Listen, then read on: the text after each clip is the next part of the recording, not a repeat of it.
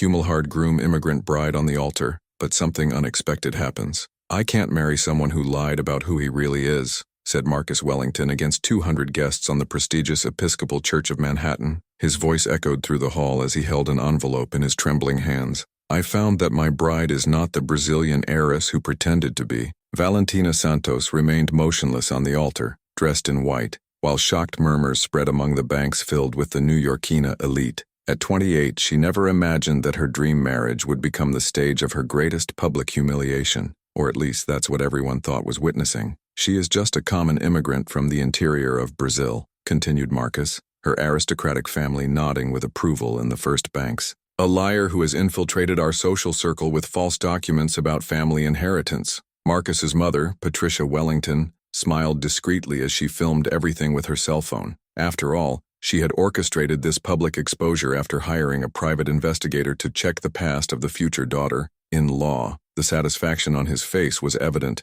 He had finally managed to rid his precious son of that Latin adventurer. Reverend Thomas, minister of the ceremony 30 years ago, had never witnessed anything like this. His hands shake slightly as he held the book of prayers, clearly uncomfortable with the situation that unfolded in his church. Some guests were already starting to get up, seeking the exits with embarrassment. Valentina took a deep breath, her eyes finding Marcus's. For a moment, a strange serenity took over her expression, as if that humiliation were exactly what she expected to happen. There was something in his gaze that completely contrasted with the helpless situation that everyone expected to see. "Marcus," she said calmly, her voice carrying a soft Brazilian accent that now sounded like proof of her scam. "Are you sure you want to do it here in front of everyone?" He laughed with disdain, displaying that characteristic arrogance of the Wellington that so annoyed people outside his social circle. "Absolute. I won't marry a scammer who went through rich to enter our family." The guests whispered with each other, some discreetly recording with the cell phones.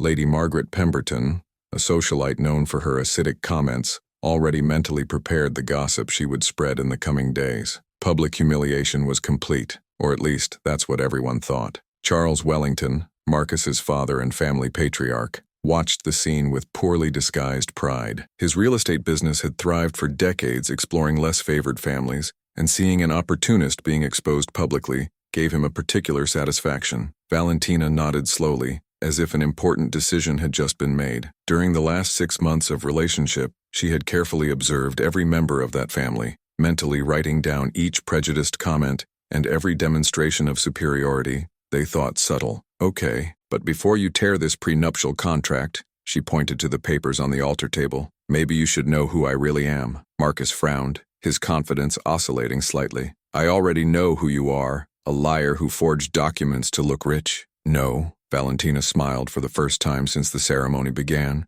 and there was something in that smile that made some of the most insightful guests move uncomfortably in their seats. "You have no idea." The silence in the hall became deafening. Patricia Wellington stopped filming, realizing something different in the tone of the young Brazilian. It was as if the dynamics of power in the room had subtly changed, but irreversibly. It was then that Valentina slowly removed the veil and walked to the altar microphone. His movements showed a confidence that completely contrasted with the helpless victim everyone expected to see. Each step seemed calculated, as if she were following a carefully rehearsed script. "Ladies and gentlemen," your voice now sounded firm and controlled, echoing by church speakers. "You came here thinking that they would watch a marriage, but in fact you are about to witness something much more interesting." Marcus stepped back, confused for the first time since he had met Valentina. "What are you talking about?" Valentina smiled again, her eyes shining with a determination that made some guests uncomfortably moving in their seats. For months, everyone had underestimated her,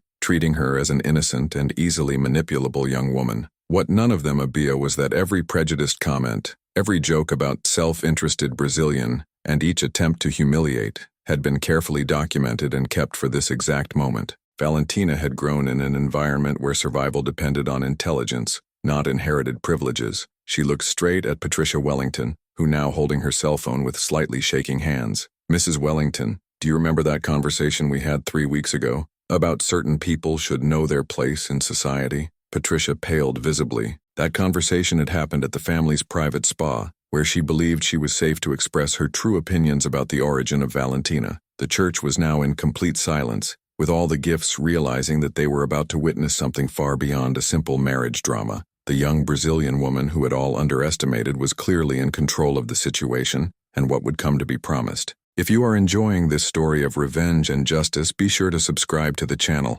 because what Valentina was about to reveal would transform that public humiliation into the greatest lesson of humility that New Morkina elite had ever witnessed. Valentina walked to the first row of banks where Patricia Wellington was still holding her cell phone with handy hands. The silence in the church was deafening, broken only by the sound of her jumps echoing in the marble. "Mrs. Wellington," your voice sounded crystal clear through the microphone. "Do you remember when you said I was just another Brazilian behind American money? It was in the family's spa 3 weeks ago. You also mentioned what fun would be to find out my true place in society." Patricia swallowed hard, her face losing all the color. That conversation had happened in a private environment where she felt safe to express her true opinions about people like Valentina. Marcus frowned, confused. "What are you talking about? My mother never—" "Oh, but she said much more than that," Valentina interrupted, taking the cell phone out of a small bag hidden on the folds of the dress. "Charles Wellington, do you remember when you called me your son's charity project? It was during the Thanksgiving dinner when they thought I was in the bathroom." Charles Wellington has stood abruptly from his seat, his face normally controlled now showing clear signs of panic. "This is absurd. You can't prove it." "Actually, I can." Valentina smiled, playing the phone screen. "Did you know that I always record my conversations? It's a habit I developed when I realized how privileged people like to deny their own words." Patricia Wellington's voice began to sound through church speakers. "This girl is obviously an opportunist, Charles. Look at her, as soon as she can hold a glass of wine correctly. Marcus is being manipulated by a Latin adventurer who only wants our money." Shocked murmurs spread among the guests. Some began to film discreetly, realizing that they were witnessing something far beyond a common marriage drama. "Stop it immediately," Marcus shouted, his composure finally cracking. "Did you record private conversations from my family?" Valentina paused the recording, her fixed look at him. "Marcus, did you really think I would spend 6 months being treated as an intruder in my own home without documenting every moment of humiliation?" During the months of relationship, she had supported subtle jokes about her accent, condescending comments about her education, and constant innuendo about her true intentions. Each family dinner was a field of carefully disguised microaggressions of courtesy. "But the most interesting," Valentina continued, walking back to the altar, "it's not the recordings, it's finding out that you have hired a private investigator to check my past. Mr. Davidson, are you here today?" A middle-aged man on the 5th row was visibly shrunk in his seat. Richard Davidson, a private investigator of the New Morkina elite, had been hired by Wellington to unmask his son's bride. "Mr. Davidson did a very detailed job," Valentina continued, her voice carrying a dangerous irony. "He found that I really grew up in a small town in the interior of Brazil, that my family has no millionaire inheritance, that I worked as a waitress to pay for the university." Patricia Wellington tried to recover the composure. "So you admit that you lied about your origin?" "I never lied about anything," Valentina replied firmly. "You took over. When Marcus asked me about my family, I said they worked on the earth. You interpreted this as rural owners. When I mentioned that I studied administration, you assumed it was in Harvard, not at the Brazilian public university where I really graduated." Marcus shook his head, clearly trying to process the information. But you talked about investments, about business." "Because I really understand business, Marcus. Just because I grew up without privileges doesn't mean I'm ignorant." His voice carried exhausted patience, as if explaining something obvious to a stubborn child. Reverend Thomas cleaned uncomfortably, clearly out of his comfort zone. "It may be better to solve this in particular." "No," Valentina said firmly. "They chose to humiliate me publicly. The answer will be equally public." Lady Margaret Pemberton, always eager for social drama, whispered something to her side, clearly fascinated by the unexpected turnaround in the narrative she thought she was witnessing. Charles Wellington tried a last card of authority. "Young, you're doing an unnecessary scene. If you have something to say, you can talk to our lawyers later." Valentina laughed. Not a bitter laugh, but something genuinely fun. "Mr. Wellington, you really think I'm here to make a scene? You still don't understand, right?" She looked around the church, her eyes finding each face confused and anxious. For months, these people had treated her as an exotic curiosity, a Brazilian porcelain doll that Marcus had brought home. Now finally they would see who she really was. "What you don't know," she said, her voice lowering to an almost conspiracy tone that made everyone lean forward unconsciously. "Find out about the researcher was just the beginning of my own investigation." Marcus stepped back, for the first time looking genuinely worried. "What investigation?" Valentina smiled again, and there was something in that smile that made several guests uncomfortably stirred her seats. For months, While they underestimated her and treated her as a harmless intruder, she had been very busy discovering exactly who the Wellington were and how they had built their fortune. "Do you think only poor people need to be investigated?" she asked, taking a tablet from her hidden bag. "How interesting to find out that rich people also have secrets. Very, very expensive secrets." Silence in the church has become almost palpable. Each person present could feel that they were about to witness something that would forever change the dynamics of power in that room, but no one could still imagine the real extension of what was to come. Valentina walked to the center of the altar, the tablet shining in her hands while the 200 guests remained in absolute silence. Confidence in his movements was disconcerting to all who had underestimated her for months. "Mr. Wellington," she started, focusing on her gaze directly on Charles. "Do you remember our conversation in your office 2 months ago, when you explained how your company gets less fortunate people properties for delayed prices?" Charles Wellington felt the sweat begins to form on his forehead. That conversation had happened after a few glasses of whiskey, when he felt comfortable explaining in detail his business methods to the young woman who thought too naive to understand the implications. "You talked about how it is fun to use cool gaps to force families to sell their homes for a fraction of the real value," continued Valentina, sliding his finger through the tablet screen. "Especially immigrant families who do not fully understand the American legal system." The murmur among the guests intensified. Many there were Wellington's investors or business partners, and these revelations began to sound dangerously close to illegal practices.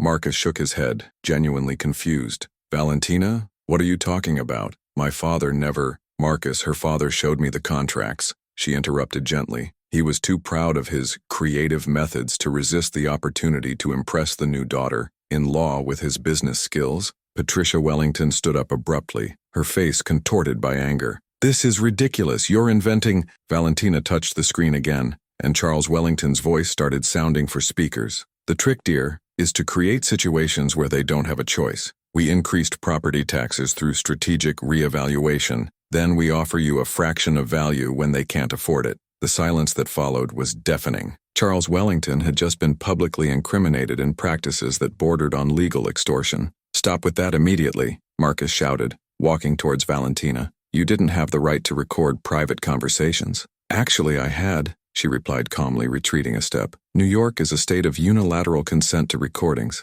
Any decent lawyer would know that." It was then that a man got up in the 10th row, tall, well-dressed, with gray hair and a presence that commanded respect immediately. "Excuse me," he said, his voice clearly echoing through the church. "David Martinez, federal prosecutor in the Southern District of New York," he introduced himself, discreetly showing his identification. "Mrs. Santos, I would like to talk to you after the ceremony about these recordings." The blood completely drained Charles Wellington's face. A federal prosecutor present in a public revelation of potentially criminal practices was his worst nightmare becoming a reality. Valentina smiled, respectfully nodding to Martinez. "Of course, prosecutor. In fact, I have a lot more material that may interest your office." How do you know a federal prosecutor?" I stammered Patricia Wellington, her previous arrogance to completely evaporate. "I didn't know," said Valentina simply. "But David Martinez is the father of my university best friend Isabella Martinez. When she learned what I had discovered about Wellington family practices, she insisted that I talk to him." Marcus took another step backwards, finally beginning to understand the magnitude of the situation.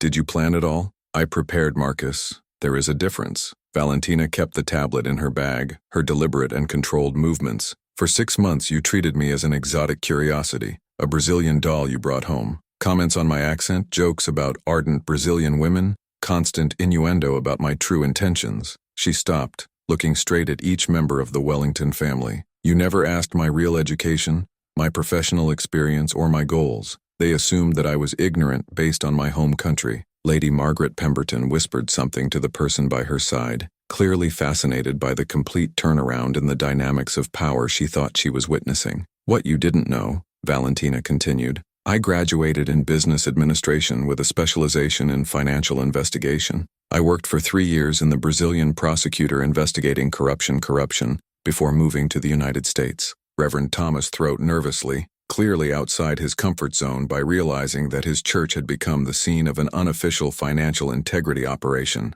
Charles Wellington tried a last desperate card. "This is absurd. You can't prove anything but context conversations." Valentina laughed softly. "Mr. Wellington, do you really think a trained researcher would be based only on audio recordings?" She looked around the church, her eyes finding every tense and anxious face. During the last 3 months, I had complete access to the computers and archives of the Wellington house. Marcus gave me the passwords of everything, remember? Because I trusted the naive Brazilian that would never understand the importance of that information. Marcus staggered slightly, leaning on the altar. No, you don't. Fraudulent contracts, bribes to municipal employees, fake property assessment documents, all meticulously organized and sent to safe addresses, she said, her voice keeping that calm tone that now sounded absolutely devastating. Prosecutor Martinez made a discreet annotation on his cell phone, probably warning his team about the situation that was unfolding. Patricia Wellington finally understood the extension of what was happening. You used us.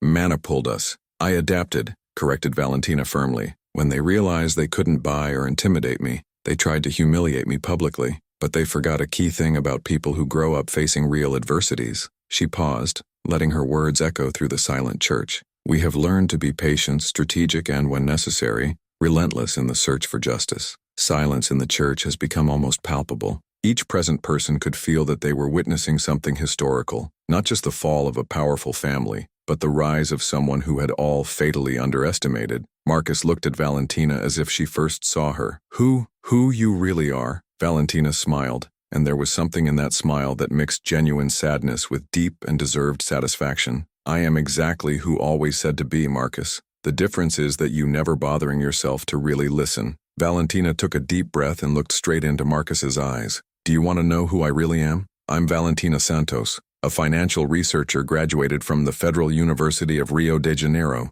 specializing in white-collar and business corruption crimes. Silence in the church became absolute. Even Reverend Thomas stopped moving, realizing that he was witnessing something historical. For 3 years, I worked at the Brazilian prosecutor investigating money laundering and real estate corruption schemes, she continued, her voice echoing with an authority that made several guests lean forward. I came to the United States with a scholarship for specialization in international financial crimes. Marcus shook his head, clearly trying to process the information. This is impossible. You said you worked like... I said I worked with financial document analysis. She corrected him patiently. You assumed that you were a secretariat. When I mentioned that you had worked for public agencies, you interpreted as basic bureaucratic work. Charles Wellington finally found her voice, although she treated visibly. Even if this is true, you can't prove anything. Valentina smiled, taking a second tablet out of her bag. Mr. Wellington, you remember when you showed me the company's digital safe? You said you wanted to impress the future heiress with the family business organization.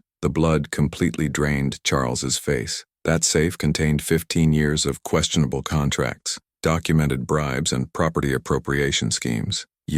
Did you have access to our confidential information? Patricia Wellington got up, her voice rising an eighth. Marcus gave me all the passwords, Valentina answered simply. Remember? Because they trusted the naive Brazilian that would never understand the importance of that information. It was then that Prosecutor Martinez approached the altar, his presence commanding immediate respect. Mrs. Santos, the evidence you mentioned were properly delivered to the competent authorities. Yes, sir. 3 full copies were sent to the FBI, IRS, and New York State Prosecutor's Office, she responded professionally. I also documented attempts to bribe to municipal officials and the fraudulent property assessment schemes. Marcus took a staggering step back. Valentina, why? I loved you. For the first time since the ceremony began, a shadow of genuine sadness passed through her eyes. Marcus, you loved the image you created from me, the exotic and submissive Brazilian that would be grateful to be accepted by your family. You never asked about my dreams, my goals, my true personality. Lady Margaret Pemberton whispered something to the person by his side,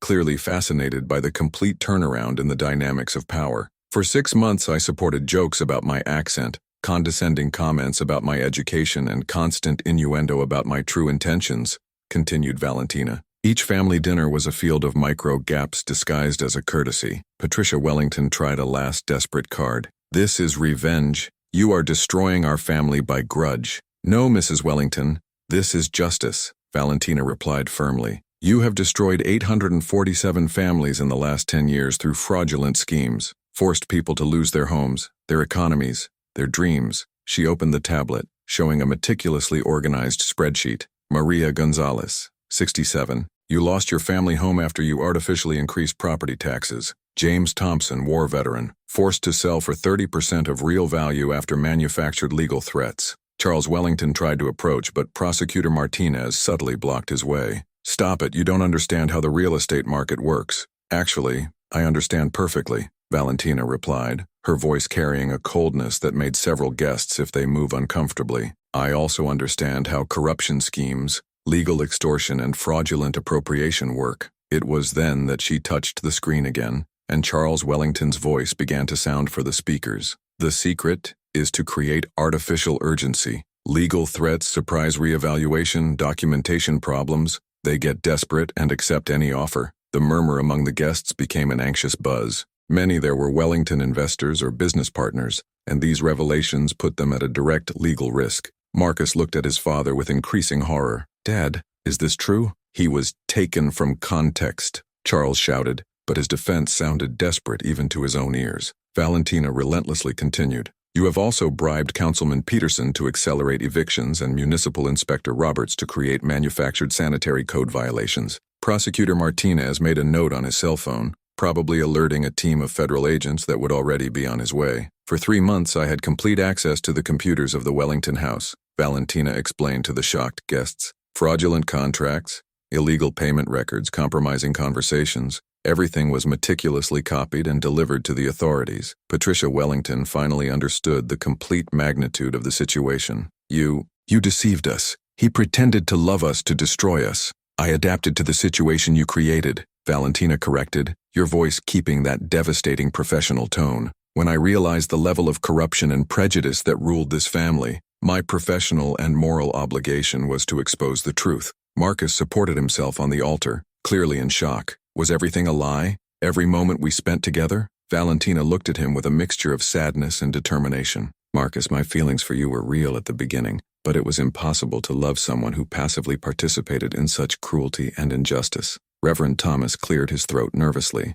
"Maybe we better end this ceremony." "I agree," said Prosecutor Martinez, approaching the Wellington family. "Mr. Charles Wellington, you will need to accompany us to clarify the allegations presented today." Charles Wellington looked around the church, desperately looking for a way that did not exist. His previous arrogance had completely evaporated, replaced by the panic of someone who finally understood the consequences of his actions. "This cannot be happening," Patricia muttered, her hands shaking as she tried to process the complete destruction of everything she knew. Valentina kept the tablets in the bag, their deliberate and controlled movements. "For months you underestimated me based on prejudice about my origin. They assumed that I was ignorant, naive, easily manipulable." She looked straight at each Wellington family member, her expression mixing professional satisfaction with genuine sadness for what could have been different. "They forgot a fundamental lesson," she said, her voice echoing through the now silent church. "People who grow up facing real adversities develop something that inherited privileges can never teach: the ability to be patient, strategic, and, when necessary, absolutely relentless in the search for justice." 6 months later, Valentina Santos walked through the corridors of the FBI headquarters in Manhattan as an official consultant in international financial crimes. The temporary badge hanging from his navy blazer represented much more than a credential. It was the symbol of a complete transformation that few could have predicted. "Thanks for your work in the Wellington case," said Federal Agent Rebecca Chen, handing him a thick paste. "Their evidence resulted in 23 arrests and recovery of $47 million for damaged families." The FBI office was sealing activity, but Valentina kept the same serenity she had demonstrated on the altar that day that changed everything. His investigation had dismantled not only the Wellington, but an entire network of real estate corruption that operated 2 decades ago. Marcus Wellington now worked as a salesman at a used car dealership in Queens, trying to rebuild a life after all his goods were confiscated. His former New Yorkina elite friends avoided him completely, treating him as a social outcast. Patricia Wellington had lost everything: home, cars, jewelry, and especially the social position that defined her existence. He now lived in a modest apartment in Bronx, supported by a job as a receptionist in a medical clinic, facing daily the irony of being treated with the same contempt he once intended for others. Charles Wellington was a 15-year sentence for fraud, extortion, and corruption. His cell in the federal penitentiary was a distant universe of luxurious offices where he used to plan the destruction of whole families. "The most impressive," continued Agent Chen, "that's how you kept the coverage for 6 months. This required extraordinary emotional control." Valentina smiled softly. "Growing up facing real adversities teaches strategic patience. Inherited privileges can never replicate this strength. Maria Gonzalez, the 67-year-old lady who had lost her home to the Wellington schemes, now lived again on her family property. The Fed government Errol had returned all the houses illegally confiscated, and the families impaired received substantial compensation. Prosecutor David Martinez approached, carrying some documents. "Valentina, we have a proposal. The Justice Department would like to officialize its position as a permanent consultant in white-collar crimes focused on real estate corruption." "It's an honor, prosecutor," she responded professionally. "I accept, on the condition that we can expand investigations to other similar schemes." Isabella Martinez, his best friend of the university and daughter of the prosecutor, had followed the entire operation from the beginning. "Did you know this would happen when you accepted Marcus's marriage proposal?" Valentina shook her head. "Not initially. My feelings for him were genuine at first, but when I realized the level of corruption and systematic prejudice that ruled that family, my moral obligation became clear." Reverend Thomas, who had officiated that unforgettable ceremony, would later comment on interviews that he had never witnessed such a powerful demonstration of justice, that justice can manifest itself in the most unexpected moments. Lady Margaret Pemberton, who previously delighted in gossip over Latin adventurous, now completely avoided any mention of the name Wellington or the events of that day. Many of the New Yorkina elite guests found that they had dangerously close connections with the exposed criminal schemes. "What impresses me most," said Isabella, watching her friend review documents from a new investigation, "it's how you have turned public humiliation into a career that is saving hundreds of families." Valentina lifted her eyes from the papers, her eyes shining with the same determination she had shown on the altar. "The best revenge has never been to destroy who harmed us, Isabella. It is to build something bigger than they could ever imagine, while protecting others from suffering the same injustices." 3 months after the ceremony, the wedding video had become viral on social networks, turning Valentina into an international symbol of intelligent resistance against prejudice and corruption. Universities around the world invited her to lectures on financial investigation and social justice. The modest apartment in Brooklyn where she had lived during the months of investigation